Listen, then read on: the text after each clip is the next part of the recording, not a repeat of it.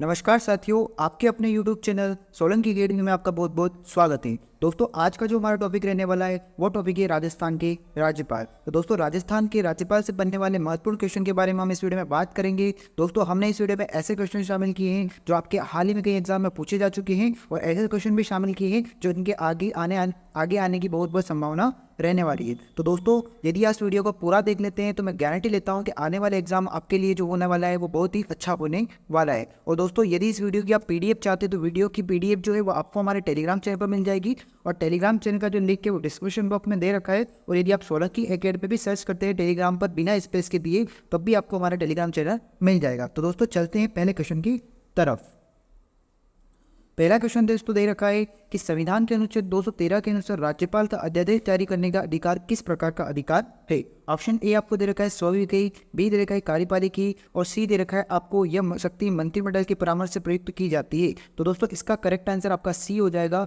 मतलब राज्यपाल जो अध्यादेश जारी करता है वो अपने आप जारी नहीं करता है, उसको मुख्यमंत्री और उसकी मंत्रिपरिषद मतलब जो मंत्रिमंडल होता है वो उसको सिफारिश करता है। उसके बाद अनुच्छेद 213 के तहत राज्यपाल क्या लगाता है, अध्यादेश जारी करता है। दोस्तों, अब आप सोच रहे हो कि अध्यादेश क्या होता है। तो अध्यादेश दोस्तों एक प्रकार का अस्थायी कानून होता है। ये कब लाया जाता है, जब विधानमंडल मतलब अगर विधानसभा है तो विधानसभा, विधान परिषद है तो विधान परिषद, और दोनों अगर किसी राज्य में तो दोनों, अगर वो आपके सत्र में नहीं होते हैं, ठीक है, यदि वो सत्र में नहीं होते तो उस समय क्या जारी किया जाता है, अध्यादेश जारी किया जाता है। राज्य में राज्यपाल द्वारा जारी किया जाता है और केंद्र में राष्ट्रपति के द्वारा जारी किया जाता है। केंद्र में जो राष्ट्रपति जारी करता है वो अनुच्छेद 123 के तहत करता है। ओके, नेक्स्ट क्वेश्चन देखते हैं। सेकंड क्वेश्चन आपको दे रखा है दोस्तों, राजस्थान के राज्यपाल में निम्नलिखित में से कौन सी शक्ति जो है वो निहित नहीं होती है। ऑप्शन ए आपको दे रखा है विधानसभा को स्थगित करने की, बी दे रखा है विधानसभा की सत्ता अवसान की, सी दे रखा है विधानसभा को आहूत करने की और डी दे रखा है विधानसभा को विघटित करने की। दोस्तों, इसका जो करेक्ट आंसर हो जाएगा वो हो जाएगा आपके ए। विधानसभा को जो स्थगित करने की शक्ति होती है वो राज्यपाल के पास नहीं होती है। विधानसभा को जो स्थगित किया जाता है वो विधानसभा अध्यक्ष के द्वारा किया जाता है। किसके द्वारा किया जाता है, विधानसभा अध्यक्ष के द्वारा विधानसभा को स्थगित किया जाता है। लेकिन सत्र का सत्रावसान कौन करता है, तो राज्यपाल करता है। विधानसभा को आहूत कौन करता है, राज्यपाल करता है। विधानसभा का विघटन भी कौन करता है, वो राज्यपाल करता है। लेकिन सत्र को स्थगित कौन मतलब विधानसभा को स्थगित कौन करता है, तो वो आपके विधानसभा के अध्यक्ष के द्वारा किया जाता है। ठीक है, नेक्स्ट क्वेश्चन देखते हैं। थर्ड क्वेश्चन आपसे पूछा गया है कि नवीन प्रोटोकॉल के अंतर्गत अब राजस्थान के राज्यपाल को किस प्रकार से अभिवादन किया जाता है। तो इसका जो करेक्ट आंसर है दोस्तों वो है आपके सी, ऑनरेबल अंग्रेजी में तथा माननीय में फरवरी तथा राज्यपाल महोदय किया जाता है। मतलब अंग्रेजी में, हिंदी में क्या बोला जाता है, राज्यपाल महोदय, और आपके अंग्रेजी में क्या बोला जाता है, ऑनरेबल बोला जाता है। ओके, नेक्स्ट क्वेश्चन देखते हैं।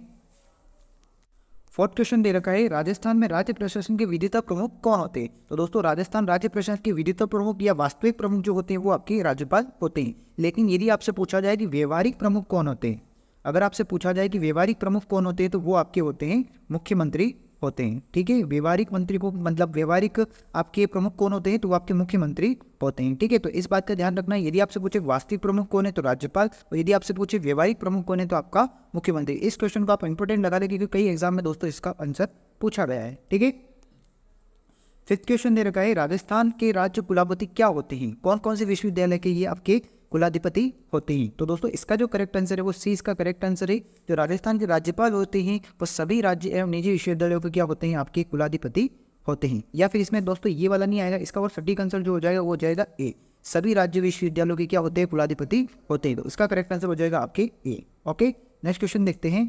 सिक्स्थ क्वेश्चन आपसे पूछा गया है, भारतीय संविधान का कौन सा अनुच्छेद उपबंध करता है कि प्रत्येक राज्य के लिए क्या होगा, एक राज्यपाल होगा। मतलब प्रत्येक राज्य के लिए एक राज्यपाल पद का प्रावधान किया गया है। ऐसा कौन से अनुच्छेद में कहा गया है, तो ऐसा अनुच्छेद 153 में कहा गया है। तो इसका करेक्ट आंसर क्या हो जाएगा, सी इसका करेक्ट आंसर हो जाएगा। सातवां क्वेश्चन दे रखा है, राजस्थान में आखिरी बार राष्ट्रपति शासन लगाया गया तब राज्यपाल कौन थे। तो दोस्तों, उस समय जो राज्यपाल थे वो थे आपके एम चन्ना रेड्डी। जब राजस्थान में राष्ट्रपति शासन लगाया गया था आखिरी बार तब राज्य के राज्यपाल कौन थे, तो एम चन्ना रेड्डी थे। इसको भी इंपोर्टेंट लगा ले, इसका भी कई बार क्वेश्चन आपसे पूछा गया है। आठवां क्वेश्चन दे रखा है, राज्यपाल की सबसे महत्वपूर्ण विधायी शक्ति निम्न में से कौन सी होती है। तो दोस्तों, राज्यपाल की जो सबसे महत्वपूर्ण विधायी शक्ति होती है वो होती है अध्यादेश जारी करने की। तो राज्यपाल कौन से आर्टिकल के तहत अध्यादेश जारी करता है, तो ये जारी करता है 213 के तहत जारी करता है, राष्ट्रपति 123 के तहत। ओके, नेक्स्ट क्वेश्चन देखते हैं। नवा क्वेश्चन आपसे पूछा गया है, राजस्थान में राष्ट्रपति शासन कितनी बार लगाया गया है। तो दोस्तों, राजस्थान में राष्ट्रपति शासन अब तक कितनी बार लगाया गया है, 4 बार लग चुका है। राष्ट्रपति शासन किसके द्वारा लगाया जाता है? तो राष्ट्रपति शासन दोस्तों राज्य में राज्यपाल द्वारा लगाया जाता है। ठीक है, कौन से अनुच्छेद के तहत? तो अनुच्छेद 256 के तहत। ओके, 256 के तहत क्या लगाया जाता है? राष्ट्रपति शासन लगाया जाता है। नेक्स्ट क्वेश्चन देखते हैं। 10वां क्वेश्चन आपसे पूछा गया है, राज्यपाल के संदर्भ में सत्य कथन पूछा गया है। तो ऑप्शन ए दे रखा है, राज्यपाल अपना पद ग्रहण करने से पूर्व शपथ लेगा, प्रतिज्ञा लेगा। तो बिल्कुल सही है। राज्यपाल उच्च न्यायालय के मुख्य न्यायाधीश से उसकी अनुपस्थिति में वरिष्ठ न्यायालय के समक्ष शपथ लेगा, ये भी बिल्कुल सही है। शपथ या प्रतिज्ञा की प्रक्रिया भारतीय संविधान के अनुच्छेद 159 में दी गई है, ये भी सही है। तो इसका आंसर जो हो जाएगा दोस्तों डी, इसका करेक्ट आंसर हो जाएगा। ओके, नेक्स्ट क्वेश्चन देखते हैं।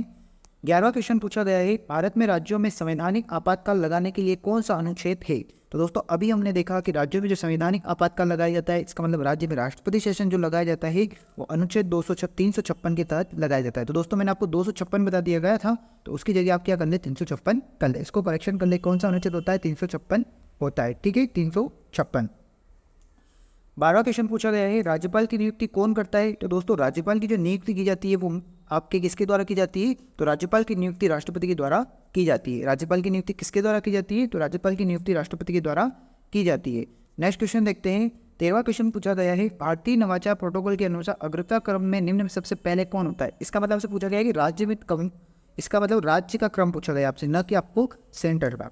ठीक है, तो राज्य के क्रम के अनुसार, प्रोटोकॉल के अनुसार सबसे पहला व्यक्ति अगर कोई होता है तो वो होता है अपने राज्य का राज्यपाल, वहाँ का प्रमुख व्यक्ति होता है। ओके, नेक्स्ट क्वेश्चन देखते हैं।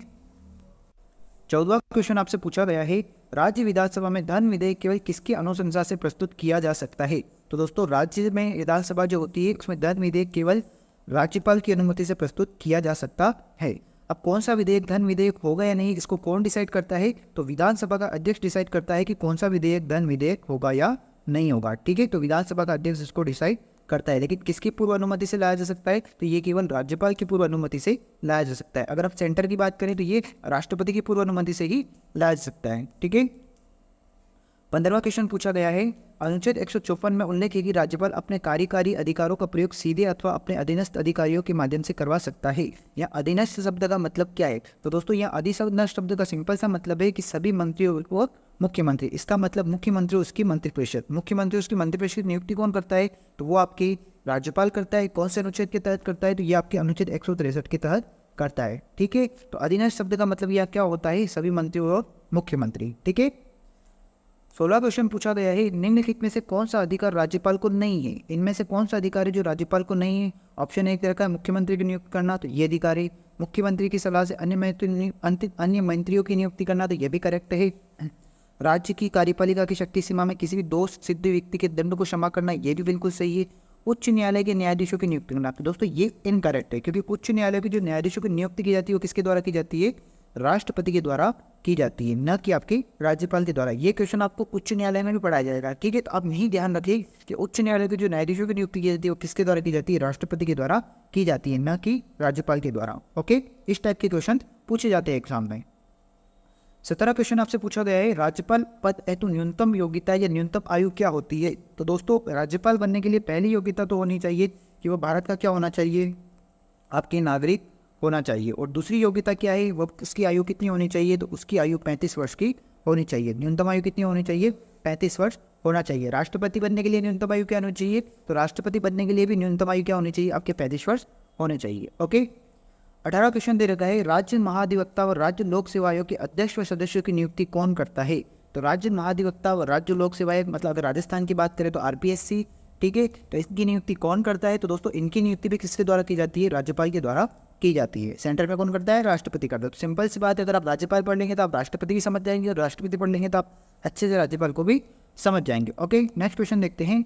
19वां क्वेश्चन आपसे पूछा गया है, निम्नलिखित में से किस संविधान संशोधन के तहत यह प्रावधान किया गया है कि एक ही व्यक्ति 2 या 2 से अधिक राज्यों का राज्यपाल नियुक्त किया जा सकता है? तो दोस्तों ये जो संविधान संशोधन किया गया था, 7वां संविधान संशोधन किया गया था, ये कब किया गया था? तो ये 1956 को किया गया था। ठीक है, तो 7वें संविधान संशोधन 1956 के द्वारा प्रावधान किया गया कि एक ही व्यक्ति को 2 या 2 से अधिक राज्यों का राज्यपाल नियुक्त किया जा सकता है। अब दोस्तों आपसे एक क्वेश्चन पे और पूछा जाता है कि उसके वेतन किस अनुपात में दिए जाएंगे? तो दोस्तों उसके वेतन दोनों राज्यों के अनुपात में मिलते हैं उसको। ठीक है, अब जहां उसने नियुक्त किया जाता है उससे वहां से भी वेतन मिलता है, और नेक्स्ट वाला जो राज्य है वहां से उसको वेतन का अनुपात के रूप में दिया जाता है। ठीक है, 20वां क्वेश्चन आपसे पूछा गया है, राजस्थान में राज प्रमुख के पद के स्थान पर राज्यपाल का पद कब सृजित किया गया। तो दोस्तों ये जो सृजित किया वो किया गया 1 नवंबर 1956 को राज्यपाल का पद सृजित किया गया। पहले क्या चलता था, राजस्थान में राज प्रमुख का पद चलता था। ओके, नेक्स्ट क्वेश्चन देखते हैं।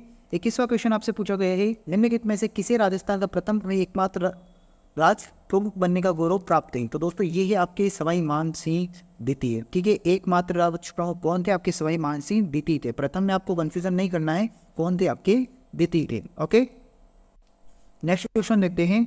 22वां क्वेश्चन आपसे पूछा गया है, निम्नलिखित में से राज्य के 5 वर्ष का कार्यकाल पूर्ण करने वाले राज्यपालों की पहचान कीजिए। तो दोस्तों गुरुमुख निहाल सिंह ने भी अपना कार्यकाल पूरा किया था, और डॉक्टर संपूर्णानंद ने भी अपना कार्यकाल पूरा किया था, और आपके कल्याण सिंह ने भी कार्यकाल पूरा किया था। इसका मतलब 1, 3 और 5 इसका करेक्ट आंसर होगा। इसका मतलब जो सी है दोस्तों, इसका क्या है, करेक्ट आंसर दे रखा है। ओके दोस्तों, तो फ्रेंड्स राज्यपाल से बनने वाले ये महत्वपूर्ण क्वेश्चन थे। तो दोस्तों अगर ये वीडियो आपको पसंद आई हो तो इसे लाइक जरूर करें, और दोस्तों इसके बाद आपके मुख्यमंत्री उसके मंत्रिपरिषद से रिलेटेड वीडियो आने वाली है, तो यदि उस वीडियो भी आपको चाहिए तो हमारे चैनल को सब्सक्राइब कर लें। और यदि आपको इस वीडियो की PDF चाहिए तो वो आपको हमारे टेलीग्राम चैनल पर मिल जाएगी, और टेलीग्राम चैनल का लिंक हमने डिस्क्रिप्शन बॉक्स में ऑलरेडी दे रखा है। तो फ्रेंड्स तब तक के लिए थैंक यू सो मच, मिलते हैं अगले वीडियो में। तो धन्यवाद, थैंक यू सो मच।